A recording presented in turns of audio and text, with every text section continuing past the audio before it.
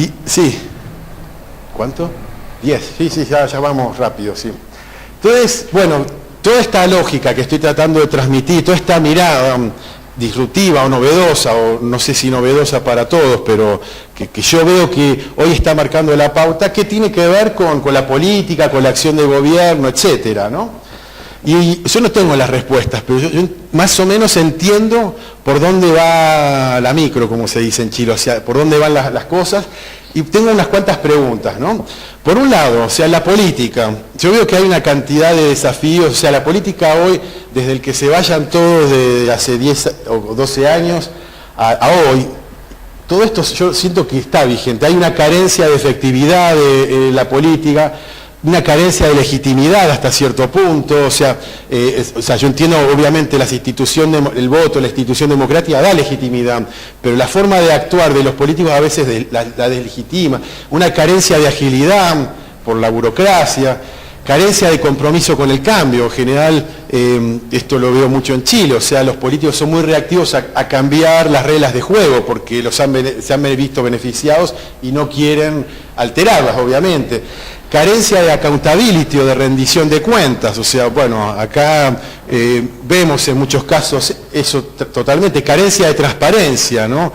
Las leyes las hacen un grupito minúsculo y claro, bueno, después las bajan así casi por un voto mecanizado en algunos puntos. Insatisfacción de expectativas, o sea, la sociedad no tiene sus expectativas satisfechas con la acción de los políticos, ¿no? Carencia de presupuesto, o sea, vivir siempre, nunca hay plata, déficit crónico, todo, o sea, claro, hay un ejército de empleados estatales totalmente desmotivados que hay que mantener y no queda plata para hacer proyectos o cosas como extra presupuestarias. Y una incapacidad de experimentar y de innovar. Yo veo como que la política tiene todos estos desafíos, tiene que adaptarse al cambio de época, al cambio epocal, y bueno, el contexto es este un poco, y hay que ver qué hacemos con eso, ¿no?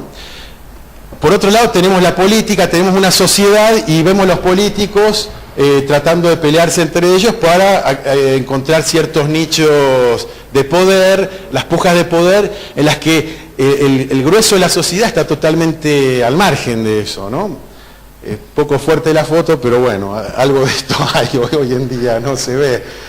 Entonces, y a la vez tenemos una sociedad que se empieza a organizar, a autoorganizar emergentemente, de manera, está en un proceso de experimentación que todavía no tiene una convergencia hacia algo, y todos los movimientos que se dieron hace unos años, el 15M en España, la primavera árabe, el Occupy Wall Street, los estudiantes de Chile, tienen que ver con una forma de organización que está clamando por,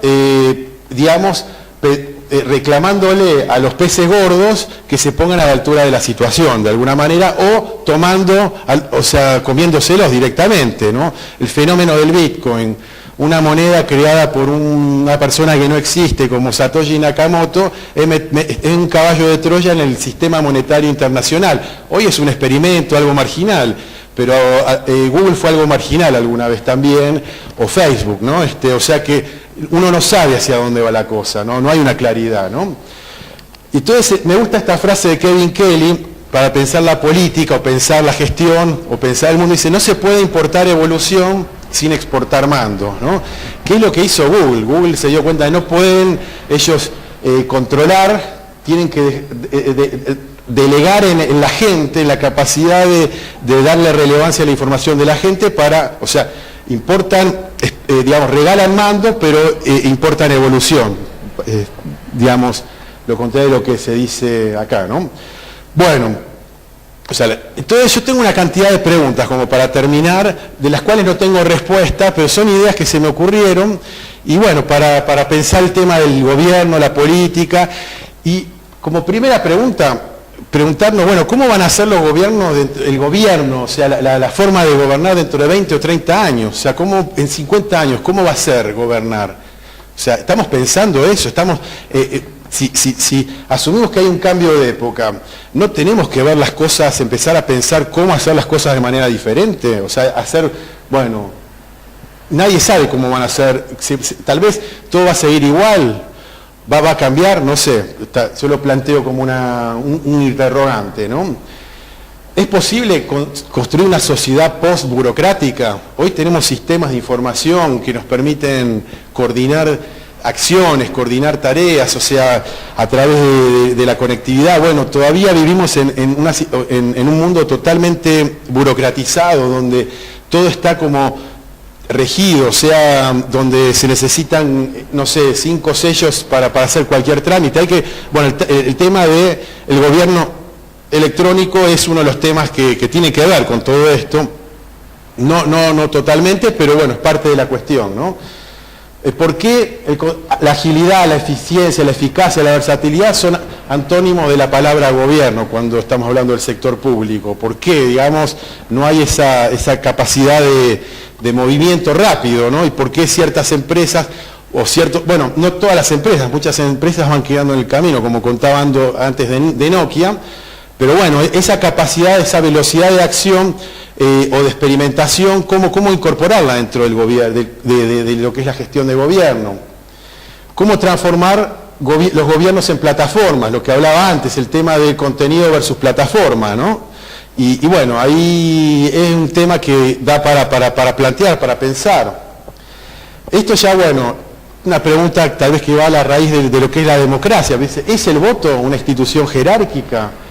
Una forma de comunicación arcaica, cada 4 años delegar en un grupo de gente que de alguna manera tiene mucha plata para hacer publicidad, ¿está acorde a la época el voto o no? O sea, esta forma de voto, no podemos ya crear sistemas para hacer votar, no digo día a día, pero con más frecuencia, o sea, esta cuestión de la delegación como concepto de organización, o sea, ¿funciona? Bueno, ¿cómo trascender la pasividad representativa? Porque también hay un slide, creo que es el que viene, que tiene que ver con, no se puede hablar de gobierno y criticar la forma de gobierno, etcétera, sin pensar el tema de la ciudadanía, ¿no? O sea, ¿pueden mejorar los gobiernos si no se potencia una nueva ciudadanía, una nueva forma de aprovechar, no que todos participen y que todos voten en todos los temas así descentralizadamente, pero si hay tanta energía de cambio, tanta energía motivacional de gente en distintos sectores, cómo cada sector puede aprovechar esa energía, ¿no? O sea, y eso implica crear una nueva lógica de participación. O sea, el tema gobierno no está asociado, o sea, no puede desvincularse, mejor dicho, de la ciudadanía, ¿no? O sea, porque la pasividad representativa de la que hablaba antes hace que obviamente termine todo la toma de decisiones en manos de unos pocos, ¿no? Bueno, el tema de democracia estocástica, esto es una idea que se me ocurrió hace muchos años.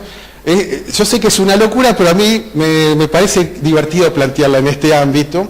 Hace muchos años, como en la época del que se vayan todos, más o menos, unos años antes, yo tenía un amigo que estaba trabajando en el Congreso como asesor del presidente de una comisión, y él me dijo, y esto lo voy a decir así literalmente, es horrible, me decía, mira, tomá la peor muestra de la sociedad, la peor gente de la sociedad y la vas a encontrar en el Congreso, me decían. Así.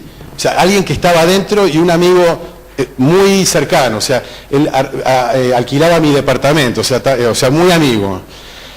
Y todo eso a mí se me ocurrió, digo, bueno, y yo también estaba con todo el tema de, bueno, la corrupción, del manijeo, los lobbies, etcétera. Y se me ocurrió un día, ¿por qué en vez de elegir a la gente por voto, por qué no elegirla al azar? Entre agarrar la guía telefónica, no sé, el padrón, y elegir a la gente al azar.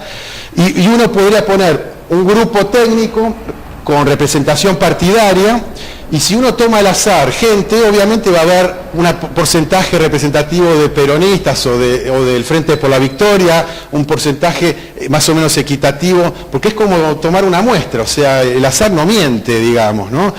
Entonces, y de esa manera, decía, hay que elevar el poder, el nivel educativo de todos, porque si cualquiera puede ser elegido representante, va a haber que poner mucha plata en educación para que todos tengan una capacidad de entender los problemas de la realidad para poder aprobar leyes, legislar sobre esos temas, ¿no? O sea, y yo lo planteé así como en un post hace muchos años, Y a mí me parece que da para pensar, o sea, hasta pienso que puede ser mejor, o sea, como los jurados de los juicios en Estados Unidos, que son cargos públicos, y a la persona lo eligen diputado al azar, le mantienen su trabajo por 2 años, digamos, acortamos los periodos, o sea, es una idea, digamos, o sea, una locura pero que puede ser viable, digamos, si uno piensa estas transformaciones de época, en un contexto donde la política está hasta cierto punto secuestrada, ¿no?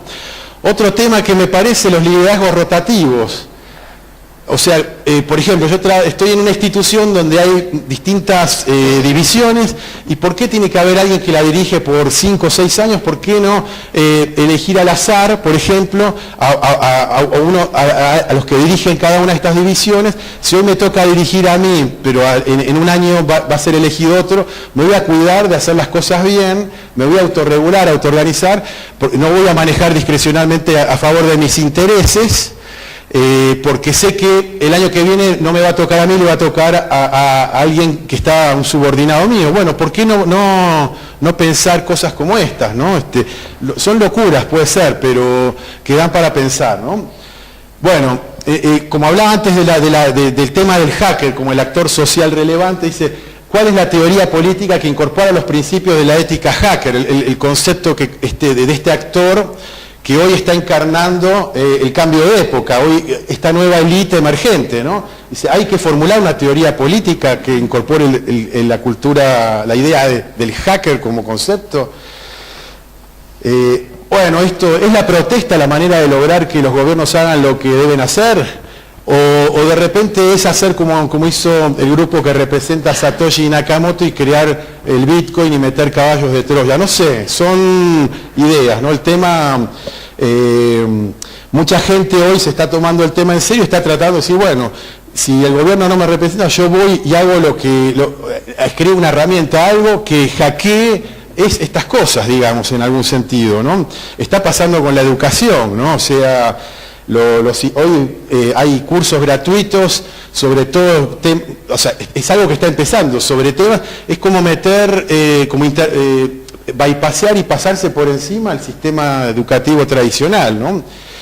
Y bueno, eso es lo que estamos haciendo un poco, tal vez no se trate de gobernar, sino de reinventar el gobierno, o sea, bueno, hay que hackear la idea de lo que es el gobernar.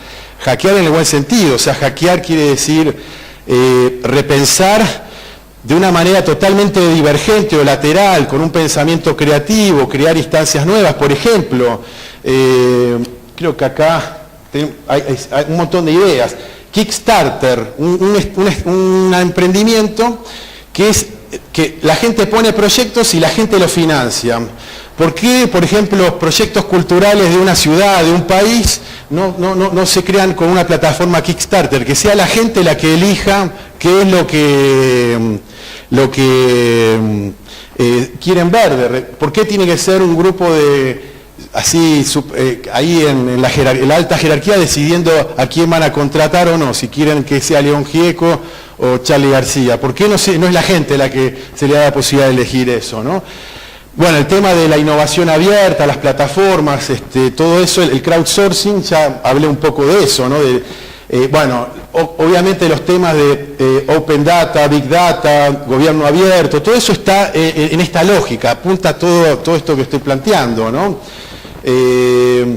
Algo importante, la cultura maker o los hackerspace o los labs, ¿no? Hoy estamos viviendo una potencial revolución industrial, porque las herramientas para prototipado físico, prototipado rápido, o sea, impresoras 3D, CNCs, o sea, ruteadoras láser, cortadoras, se han abaratado mucho y se pueden hacer prototipos y se habla de la Internet de las nubes. Bueno, hay toda una movida que está emergiendo y que tiene como base esta cosa de los hackers, decir, bueno, quiero hacer un interruptor que se conecte por Bluetooth o por Wi-Fi y que lo pueda usar. Bueno, se puede hacer hoy, ahí está la plaqueta Arduino, la Raspberry Pi, hay elementos que nos permiten que cualquier pibe, con la locura de la obsesión de ponerse a investigar y a aprenderlo, lo puede hacer, ¿no? Y prototipar rápido.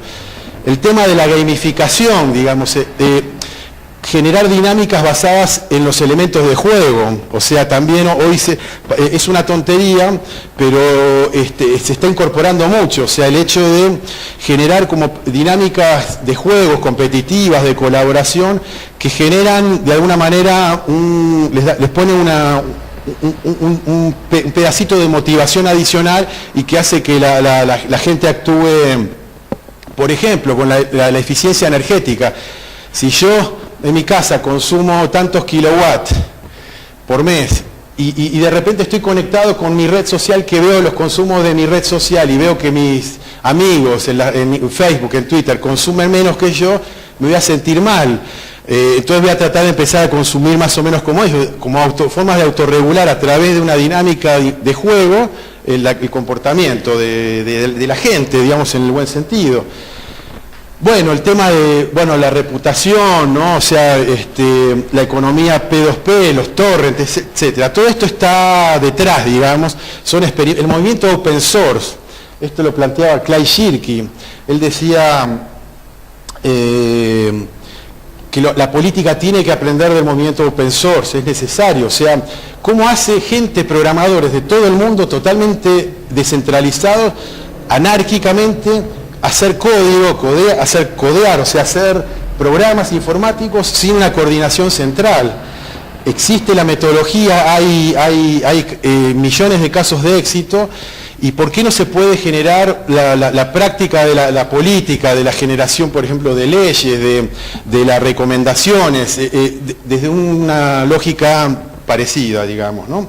Y eso es un poco lo que hacemos, bueno, con unos amigos, tenemos una consultora, se llama Crearquía, y hacemos mucha capacitación en términos de, digamos, lo que hablaba antes, de entender esto de los modelos mentales, de entender cómo están interactuando, cómo están, digamos, irrumpiendo nuevas formas de ver la realidad, y cómo podemos aprovechar eso y integrar a la gente con distintas visiones de mundo en una acción que genere, digamos, creación de valor al extremo posible. Bueno, esto era más o menos lo que quería contar, espero les haya gustado.